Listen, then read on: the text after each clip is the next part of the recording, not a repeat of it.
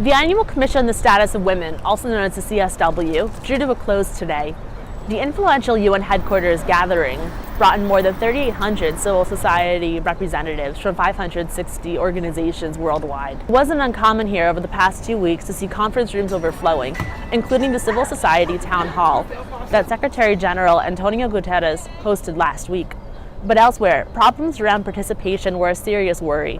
One prominent international NGO sat out the CSW in protest of Trump's travel ban.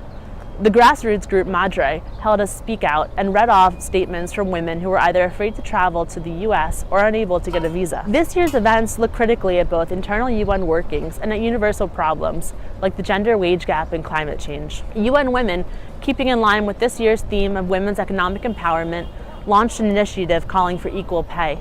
And it wasn't lost on observers that UN Women continues to be the least funded UN agency, or that Guterres is pledging sustained work on gender equity within the UN system. The SG, who has made several high-level appointments for women so far, called parity the central objective of the UN last week. President Donald Trump's influence loomed large here.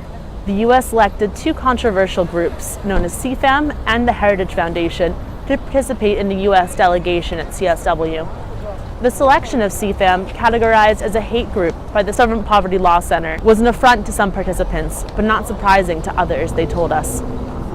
The presence of progressive civil society groups was still dominant this year, but the reintroduction of these conservative factions seemed to suggest a division about the work that people were undertaking.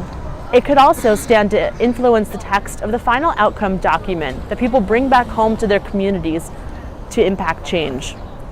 Most pointedly, it has led to disagreement over inclusion of terms like sexual and reproductive rights, among other women's health language that has been hot-button issues in past years.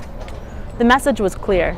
The work on women's rights will continue, but the influence of Trump giving possible rise to other conservative groups might make it harder for progressive civil society to get their points heard and to have their agendas play out as policy.